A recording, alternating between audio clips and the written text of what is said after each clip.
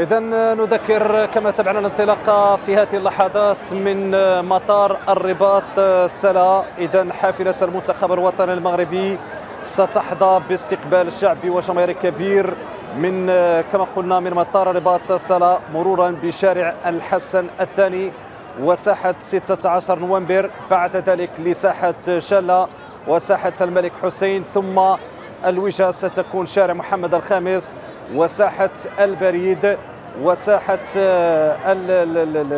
ساحة البريد وساحة الحسن وباب السفراء، وصولا إلى القصر الملكي العامر كما قلنا، حيث سيحظى أعضاء المنتخب الوطني باستقبال ملكي سامي احتفاء وتقديرا بهذا الإنجاز التاريخي العظيم.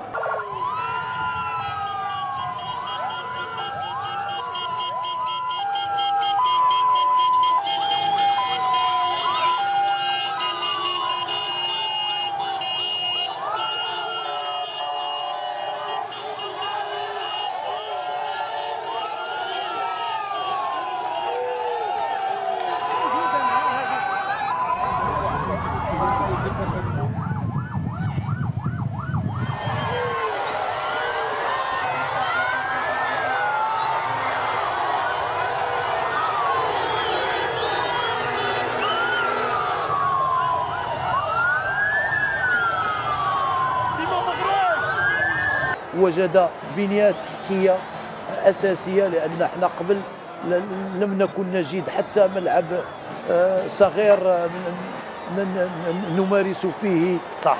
رياضتنا. شوف تابع هذه الصور الجوية المباشرة، تابعوا هذا الحضور الجماهيري القياسي كما قلنا من مدينة سلا. الآن إطلالة على العاصمة الرباط.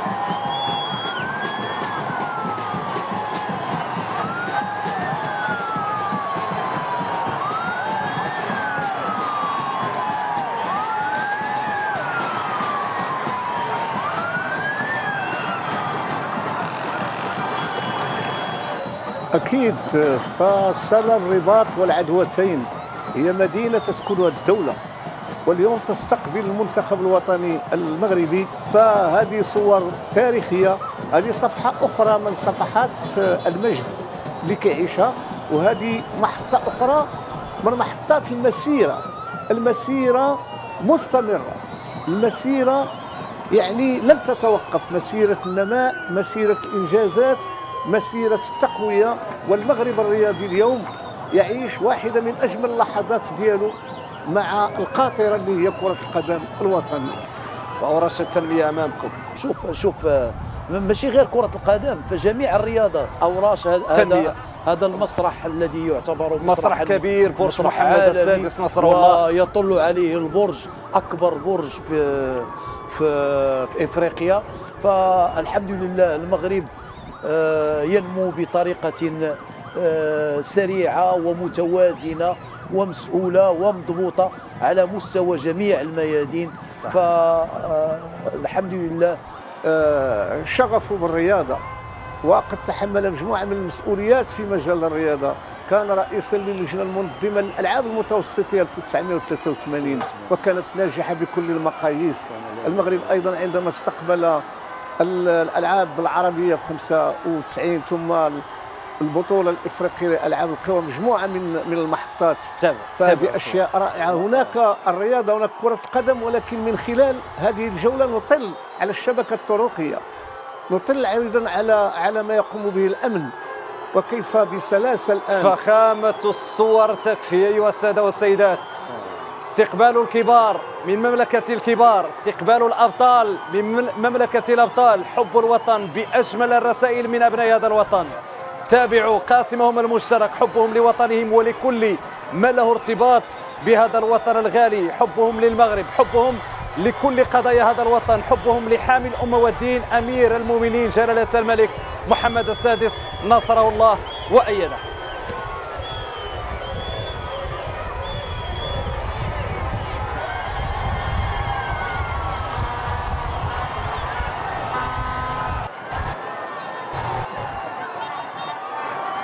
هي في الحقيقة هؤلاء الشباب هم شباب أضاءوا مدينة الرباط وأضاءوا المغرب.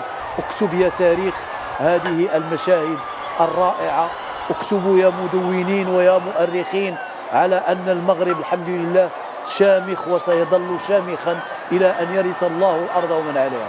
قلت لك أبو سل سهوته المشاهد أكيد ونسي أكيد أسئلتك. هذه مشاعر، لأن لا يمكن لي لمغربي وطني، أنا أحب بلدي كباقي المواطنين. شوف هذه الأعداد القياسية. ساحة البريد، ساحة البريد، ساحة البريد أمام البرلمان. نخليو الصور والآزج.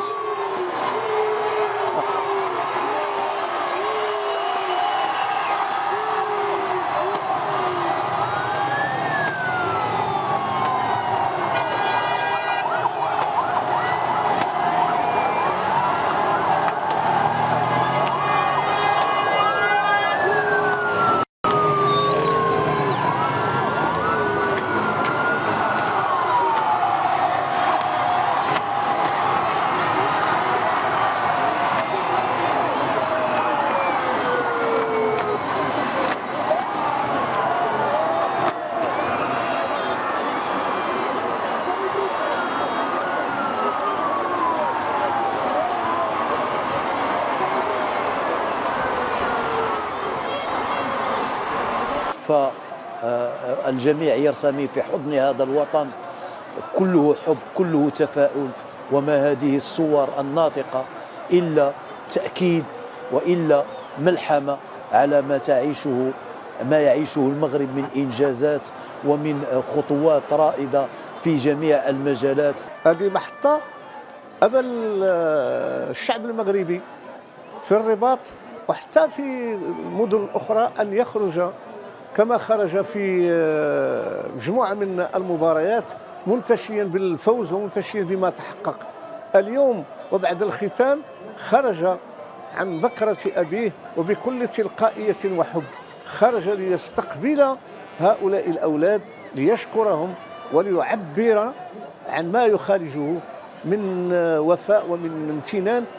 وهذه هي الأشياء التي تحفز هذا الجيل ديال الحاضر، ولكن تشجع ايضا الباقي. غتكون حافزة لهذا المجموعه الان أنا تشتغل الان. الرهان المقبل سيكون كنعرفوا البحث عن كاس افريقيا اللي سنراهن بشكل كبير ان شاء الله من اجل التتويج هذا اللقب. اذا فخامه صوره تكفي، ولكم دائما التعليق ايها الساده والسيدات في هذه الاجواء المباشره من قلب العاصمه الرباط احتفالا بالمنتخب الوطني المغربي.